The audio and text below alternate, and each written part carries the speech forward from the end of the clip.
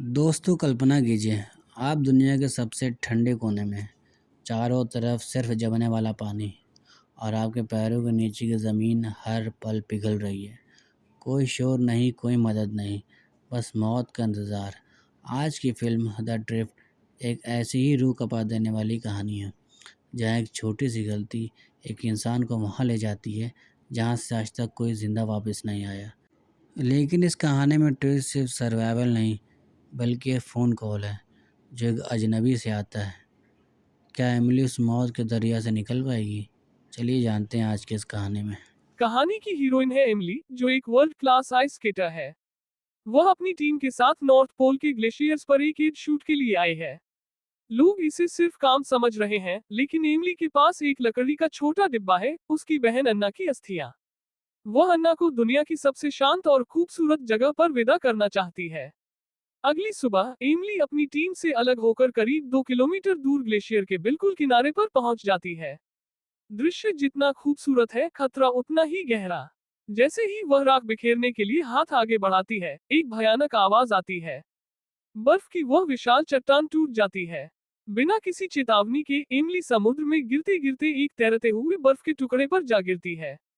जब उसकी आंख खुलती है तो वह अपने कैंप से कोसों दूर आर्कटिक महासागर की लहरों पर बह रही है। यहाँ एमिली की असली परीक्षा शुरू होती है। उसके पास न खाना है, न सिग्नल। वह जानती है कि अगर उसने कुछ नहीं किया तो ठंड उसे चंद घंटों में मार देगी। वह अपने पास मौजूद सामान का इस्तेमाल करती है। आर्कटिक की हल्की धूप में वह अपनी दूरबीन के लेंस का इस्तेमाल करती है। ये सीन बहुत तनावपूर्ण है क्योंकि धूप बहुत कम है, लेकिन आखिरकार वह एक कागज में आग सुलगाने में कामयाब होती है। यह उसकी पहली जीत है।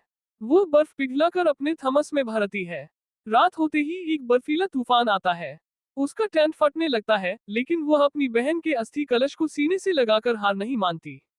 तभी एमिली के फोन पर वाइब्रेशन होता है। वह खुशी से पागल हो जाती है, उसे लगता है रेस्क्यू टीम ने उसे ढूंढ लिया। लेकिन दूसरी तरफ से एक आवाज आती है, हेलो, मैं हैरी बोल रहा हूँ, क्या आप नया एयर कंडीशनर एक्ट खरीदना चाहेंगी? ये सीन फिल्म का सबसे इमोशनल और विडंबना से भरा हिस्सा है।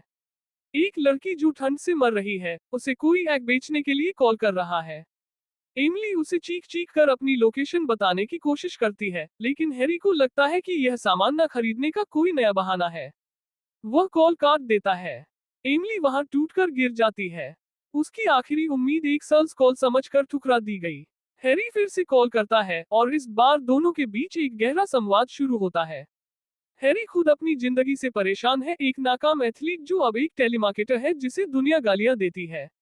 एमिली उसे अपनी बहन अन्ना की मौत का सच बताती है। कैसे बचपन में एक खेल के दौरान बिजली गिरने से अन्ना की जान गई थी और एमिली आज तक खुद को उसका गुनहगार मानती है।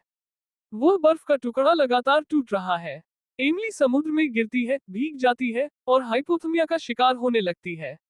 वह मौत के इतने करीब है कि उसे एक भालू का बच्चा और उसकी मां दिखाई देते हैं। वह अब संघर्ष करना छोड़ चुकी है।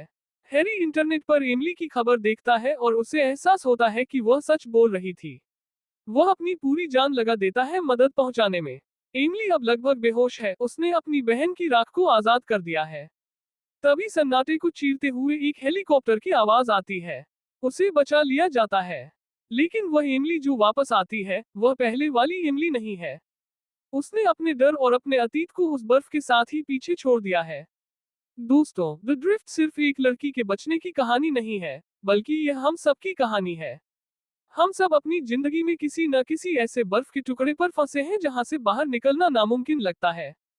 कभी वो हमारा पास्ट पास्ट होता है, तो कभी हमारा अकेलापन। गौर कीजिए उस सीन पर जहां एमिली को एक्ट के लिए कॉल आता है।